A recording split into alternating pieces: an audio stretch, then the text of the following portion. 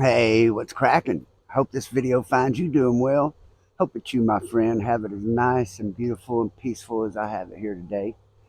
Hell, I wish you lived a little closer. Maybe we'd sit and smoke a bowl together and talk about how rough we just don't have it. Because I seen bad, brother, and this ain't it. So I'd like to thank you for clicking on the video. If you've never watched one before, my name's Ricky Dye, and I went to prison for murder in Oklahoma when I was 15 years old. I was certified as an adult and sent to prison, and I was there for 20 and a half years before I got out for my part in what happened. I won't go into the crime here. If you want to know about that, you'll have to watch my videos. If you want to watch the videos, you'll enjoy them best if you'll start at the beginning, because that's where I started when I was 15 with the crime, what happened, what led to me being there that night when a man lost his life. Then I talk about what it's like to be certified, how exactly that works, that they certified kids and sent them to prison, and then what it was like in prison for me. And I go from prison to prison telling stories about what happened to me as it goes. And I try to tell it in chronological order, but sometimes I jump around. And I'm going to do that again tonight. I jump sometimes from one thing to another, different parts of my story, things that I may have forgot. I try to share my experiences in the hopes that by sharing what I have been through, maybe another kid will make the decision to not do what I did. Maybe another kid will decide to stay home and go to school and get a good grade and do well in life, because I'll tell him about how bad it is when you go the other direction. And that's what my videos are all about. So if you can respect that, and if you believe in that, then hell, give me a subscribe. And speaking of subscriptions, we've just reached over 4K, man, and it was a few months ago, and we were hoping to get to 1,000. So I want to thank everyone who has subscribed to the channel. I'd like to take just a moment to do that. Thank each and every one of you who has hit that subscribe button. Thank you very, very much. And especially you guys that never miss a video. I want to give a shout out to Rob Johnson for the super thanks from the last video. I want to give a shout out to the riders and dyers, the riders who ride till the wheels fall off, and the dyers keep riding even when they do. And with that, I'm going to go back to the last video, but I'm going to cover several things in this video. One thing I want to talk about is prison guards. We're going to talk about prison guards in this video. And the other thing, I'm going to talk about Danny Parker. I'm going to bring him back through the story. I told you that shout out to Big John. He's writing my book for me, and these videos now have become a way to give him content for that book. And so today I'm going to jump back into the story I was in last time with me and Floyd. But before I get back to Lexington, my second trip there, I told you, see, I went to Lexington, and then I was there about a year. And I was running with the Indians because I had helped them get away with some weed, and I've told that story. But one thing led to another, and they get me to sell up with this guy, Jose Valdez.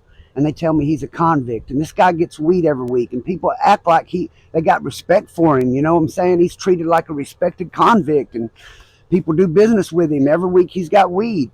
They move me in with him thinking I'm a good convict and it'd be a good celly for him. Well, police run in there on us and try to shake us down, and he sends me in there to get the weed and throw it to him. And I go in there, and I get the weed, and I throw it over the police's head. I'm on the top run. We're on the top run all the way around the stairs by the shower.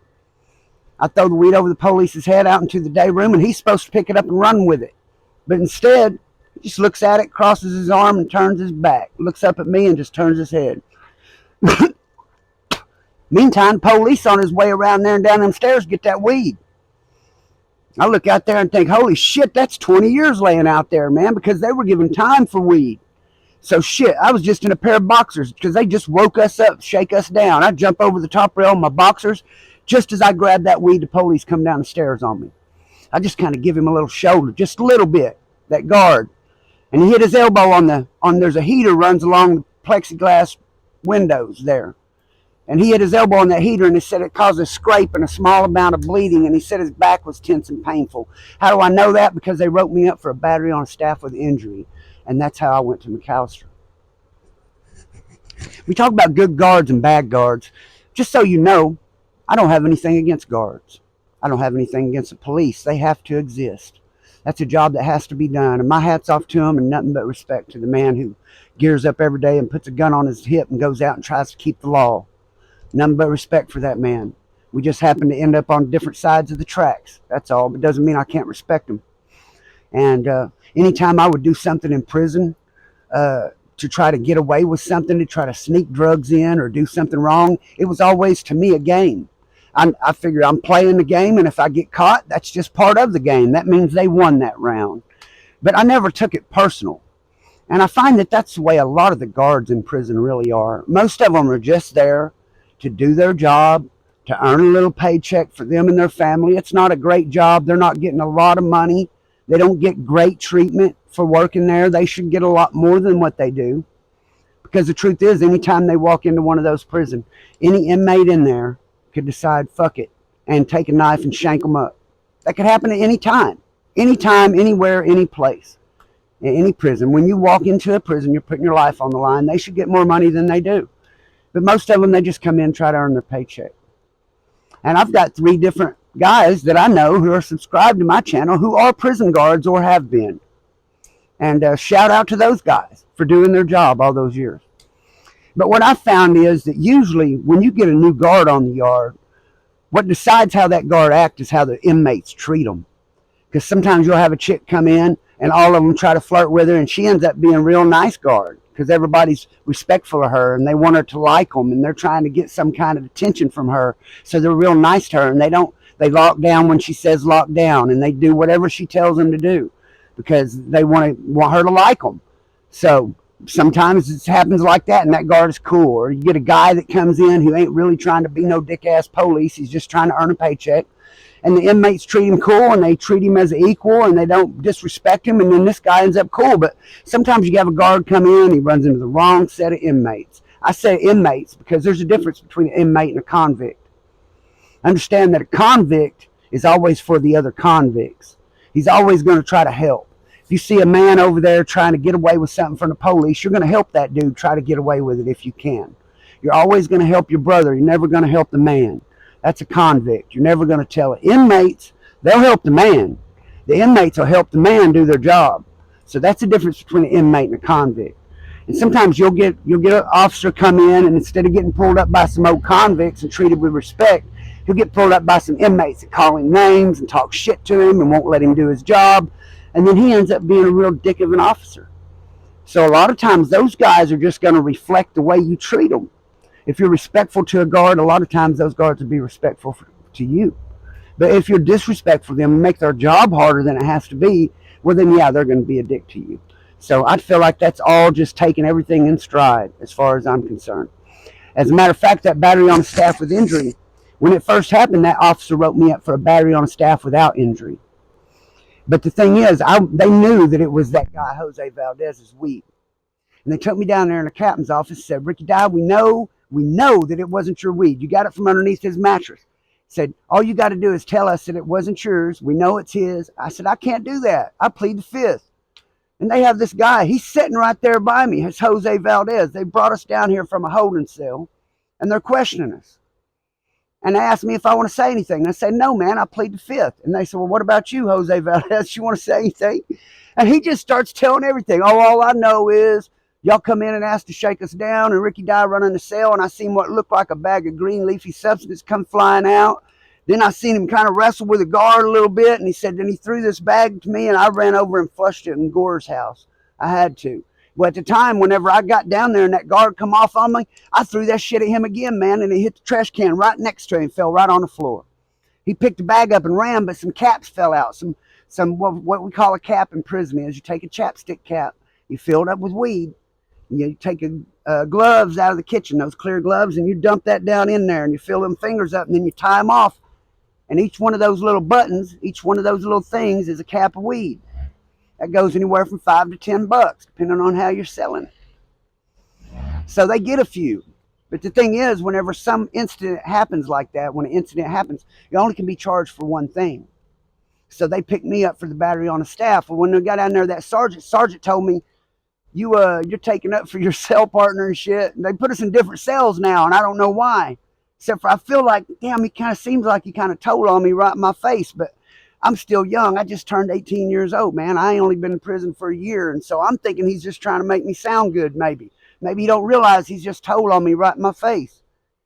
And the chief of security tells me they take him out, put him in a different cell from me now that he's did that. And the chief of security says, you're taking the rap for this guy. He said, you heard him just told on you in your face. You want to tell us now that it's his? And I said, I can't do that, man. I plead the fifth. And they said, you know what he's in for?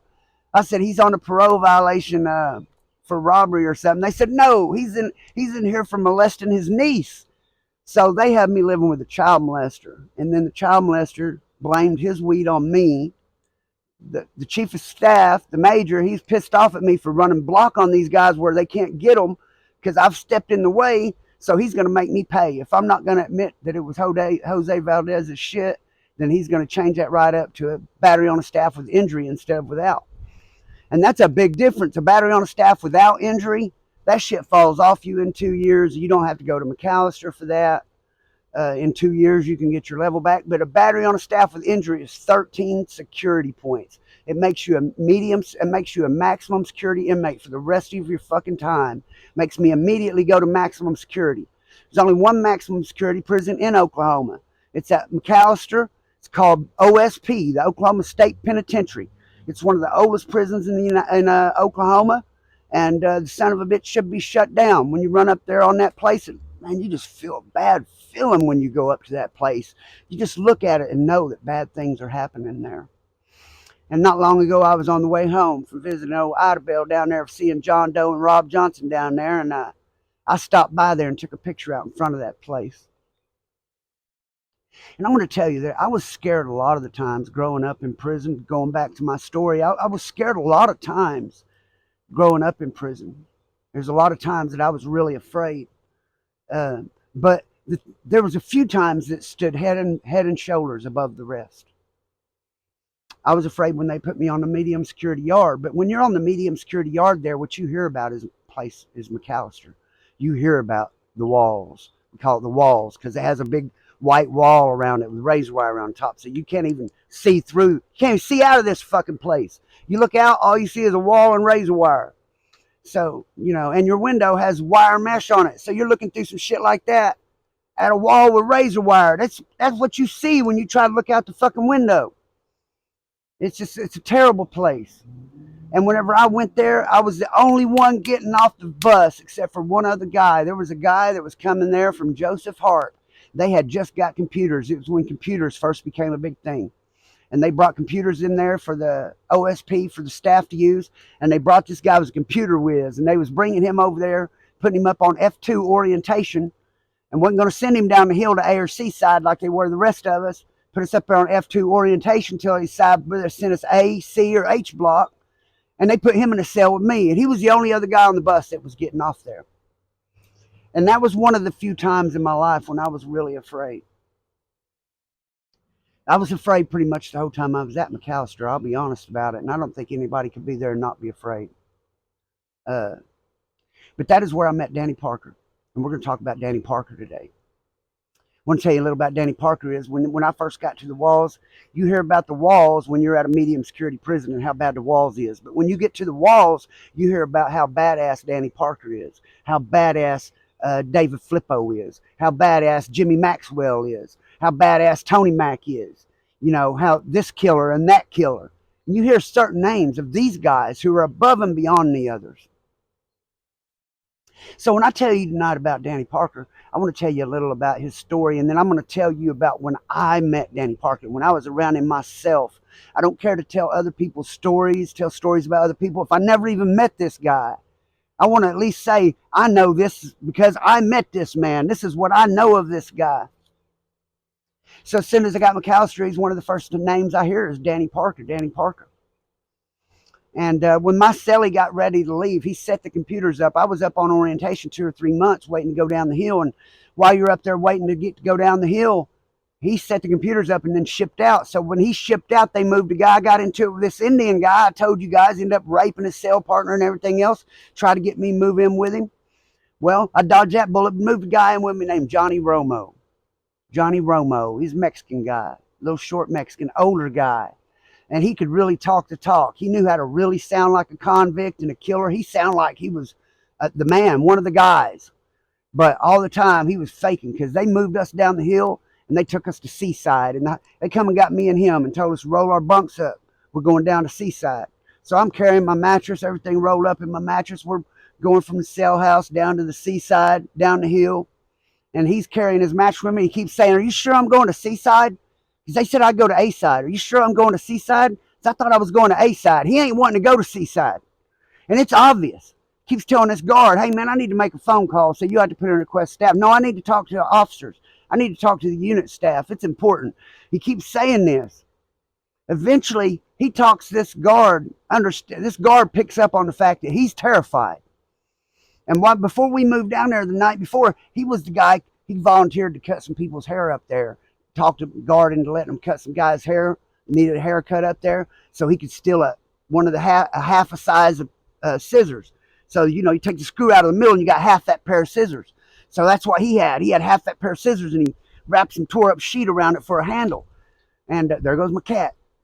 But he's got this little knife and he's got it with him. And I'm thinking, he's acting really scared. I'm like, what the fuck is he so worried about? And they take us to our cell. When they take me to cell, I throw my shit up on the top bunk, set my TV down over there. He goes out. He leaves. Goes with this guard to go down to the unit manager's office for something. They take him down there. So I get the TV set down, get it hooked up to the cable there, set my fan up, jump up there on top bunk. I'm laying there watching TV. My goddamn door jerks open. There's Danny fucking Parker and Alan Fulbright, two of the killers in McAllister. These people are seasoned convicts, are worried and frightened about getting into it with these fucking dudes. Here I am, just turned 18 years old. I ain't even 19 yet. I'm in McAllister, been locked up a little bit over a year. Man, I look like a kid. Even though I was 18, I look 15, 16. Danny Parker jumped that door open. Alan's standing right beside me. You can see he's got a knife in front of his pants. Said, where's your ready-ass cell partner at? I said, holy shit, man. That was the first time, even though I have been afraid a lot of times, that was the first time I felt like my life was seriously in jeopardy, like I might die. And I said, man, he's down there at the office, man. He's down there at the office. And I said, he ain't up here. He said, is that his fucking TV? He owes me fucking money. He caught out on me, he ratted on me. Is that his fucking? I said, no, sir. No, sir. That's what I said was sir. Sir. No, sir. And Alan, he's trying to get Danny. Come on, Danny, let's go in over here. And Danny's saying, let me see whose TV that is. I said, it's mine, man. My mom bought it for me. If it was his, you could have it, man. Like I could stop him from taking it if he wanted it anyway. He turned around and says, you tell him Danny Parker's looking for his ratty ass and I'll be back. And he leaves. And dude, I am fucking trembling. I jump out off the top bunk and I start walking back and forth. Now it all makes sense why this dude Romo was so fucking afraid.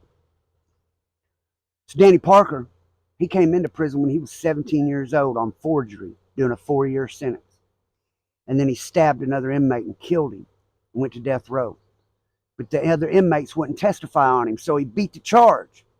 Then he escaped with another inmate in 1979. And he ended up taking 2 hostages. And Danny, whenever I got to know him later when I was on his run, he comes over there to me. Because here's the deal. When you're up there, when I moved around to his pod, onto 2 pod, by now I know him. I got in a wreck, almost lost my teeth. My cell partner, Romo, he caught out. He never came back to the cell. He came back to the cell. They wouldn't let Danny come over there no more. They locked our door. He was worried, scared to death all night. He poured shampoo all the way down in front of the floor, hoping that if Danny came in, because he knows, he kept telling me, man, they can get the police pop these doors. They can get the police pop these doors. They'll pop them for them old killers. He said, I've seen it happen. And I said, Danny's already killed people over here. So Danny has. So Danny helped another guy by the name of Green, goes by Kegleg. They chased another inmate through a day room and stabbed him 17 times and killed him. They ended up giving him a life sentence for that and the death penalty to the other guy. So Danny Parker, that was the second inmate he killed in prison. But the first one, he couldn't get people to testify on him. They were too afraid. This is the motherfucker that's after my cell partner. So that night, I really felt that I was in jeopardy of dying. Because I figured if they came back over there again, and he said he was coming back. If they came over there again, they were going to pop that door. They wouldn't come in unless the door was popped. So that meant if they're coming back, they mean business. So they're going to come in that door and they're going to hit that shampoo, maybe, maybe not. And they're going to get him. Now, I'm not going to help him. It ain't none of my business. But whenever it's over, they're going to probably kill me because I'm a witness to it all. They don't know if I'll tell or not. I'm a kid to them. Now, that's how I met Danny Parker. But Danny Parker came in a kid himself on forgery, killed 2 inmates, ended up doing life, had already been on death row. Well, he escaped. So after Danny helped me, later on, I got into a wreck over a poker game, over debt. And I ended up pawning my TV to a guy over on 2pod for canteen to pay this debt off. But this guy didn't have no intentions on giving my TV back. He was going to beat me for my TV. After I paid him a canteen, he was going to tell me I was beaten, keep my TV. And Danny heard about it. So Danny, he kind of likes me now. I didn't catch out. I didn't say nothing. Danny, he kind of likes me now. He's got word from this guy, Billy Chukale, who I used to run with his weed. He's the Indian. I was running with his weed at Lexington.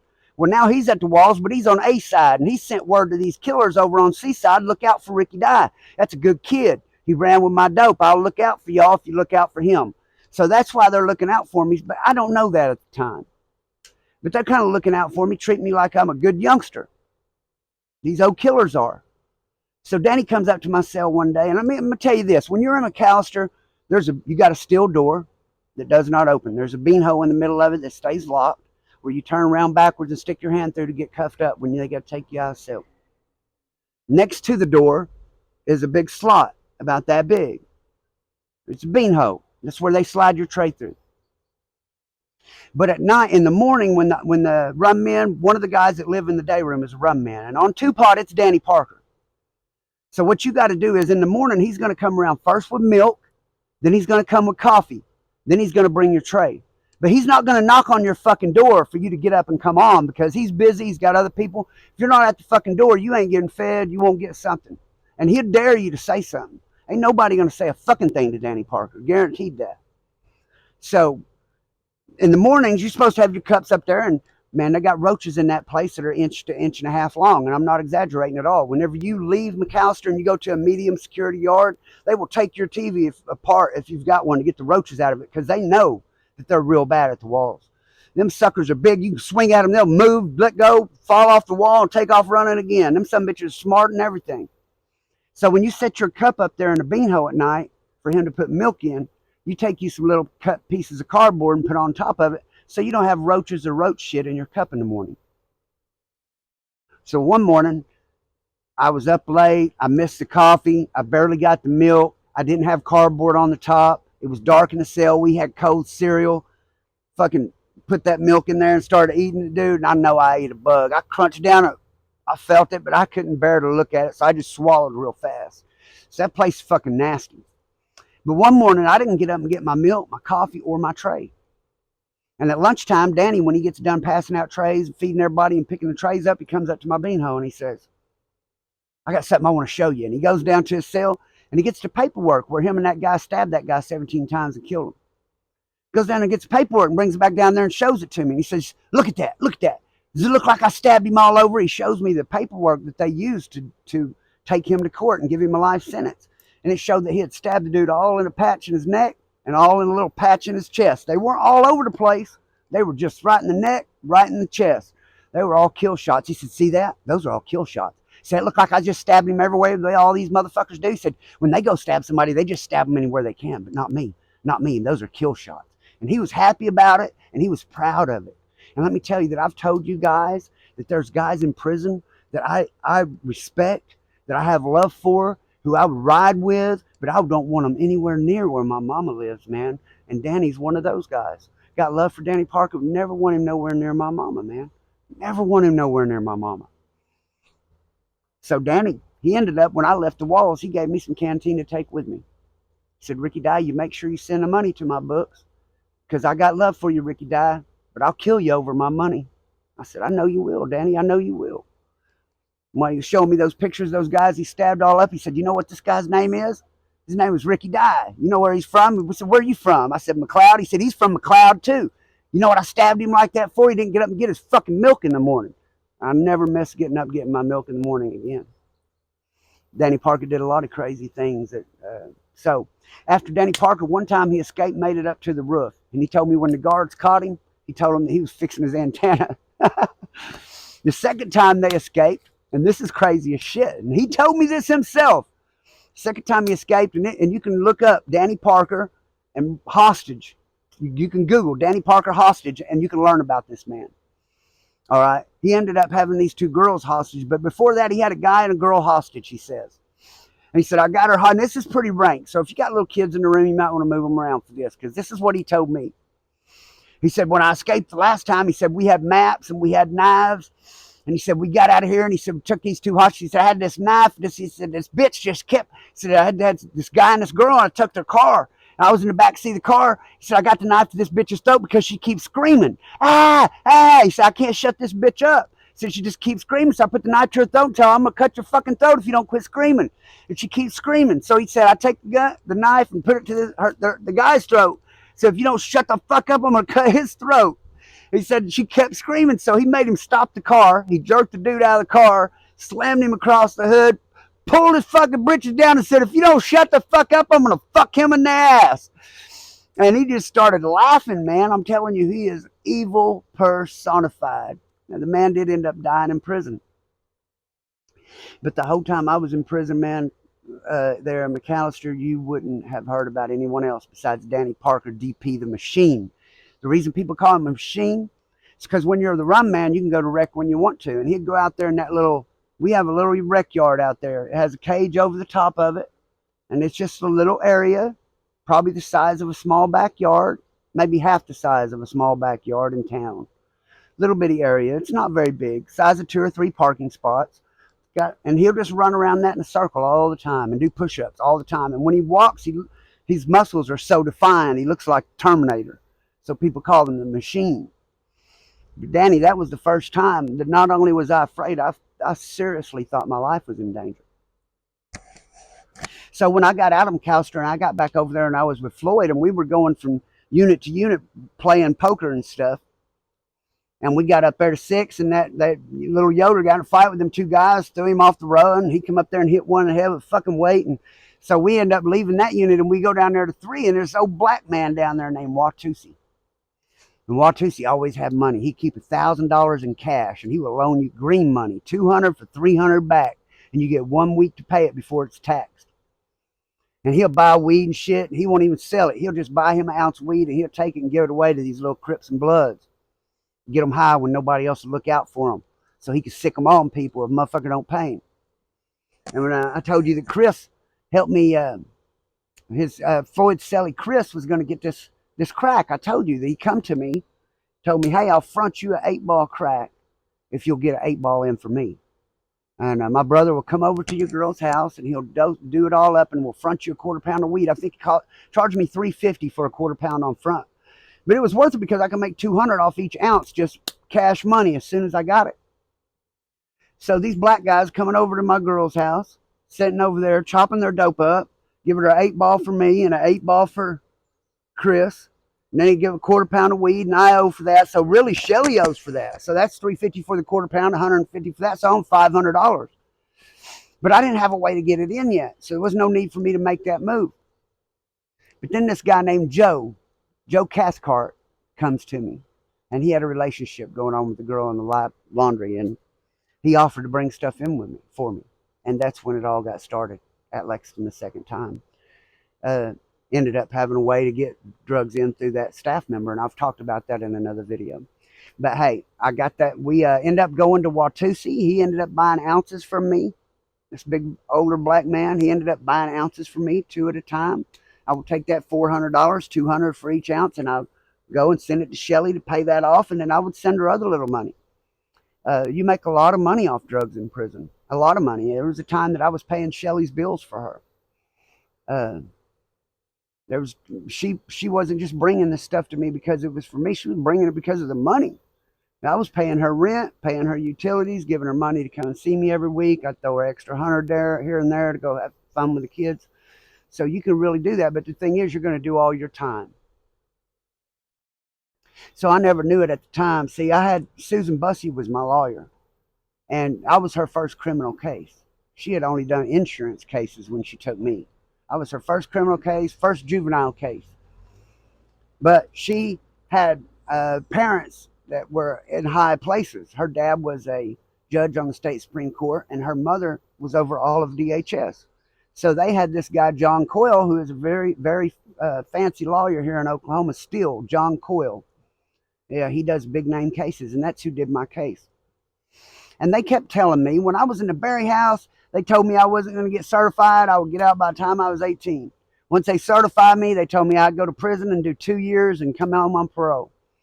And I kept trying to stay out of trouble. Even when I was getting fights, I'd just take my lumps. Somebody said that they don't feel like there's any shame in catching out. And, you know, man, if I had had that, if when I first went to prison, I would have been that type and I would have just caught out from where. But the thing about it is, if you catch out from here, say you get into it with this guy and you catch out, you think this guy's really going to hurt you. Next yard you get to, you're a catch out. Now anybody might start trouble with you. Any number of people may just, hey, you're a fucking catch out. And so what, you're just going to keep catching out. And what ends up happening is the guards end up thinking that you're not really in danger. Because it's up to them to believe you're not. And sometimes they'll think, oh man, he ain't really in danger. He'll be all right. And they'll put you back out there and then people get seriously hurt. So by catching out, you put a jacket on yourself that, hey, I'm a piece of shit. So I could never run. I could never run. If I would have done my time that way, the truth is I should have been able to discharge my 22-year sentence. Should have been able to discharge that in 7.5, 8 years. I had 34-year sentence with 12 suspended, so 22 in and then 12 out after, right behind it. And I should have been able to do that within 8 years, but it ended up costing me 20.5 because I just kept getting in trouble, just kept messing with drugs. Every time you turn around, my mom said, all I got to do is find out where all the trouble's at and you'll be right in the middle of it. And I guess the truth is that's what I did. And the reason for that is I was young, I was in prison. People tried to bully me, tried to treat me like a girl, and I was intent on showing people I was nothing of the sort. And I didn't think I'd ever get out. And so there's that. But hey man, there's a 31-minute video for you. I hope you enjoyed it. Hey, and I also hope that the Lord looks out for you. May God bless, protect, and keep you and yours till I see you again. Peace out.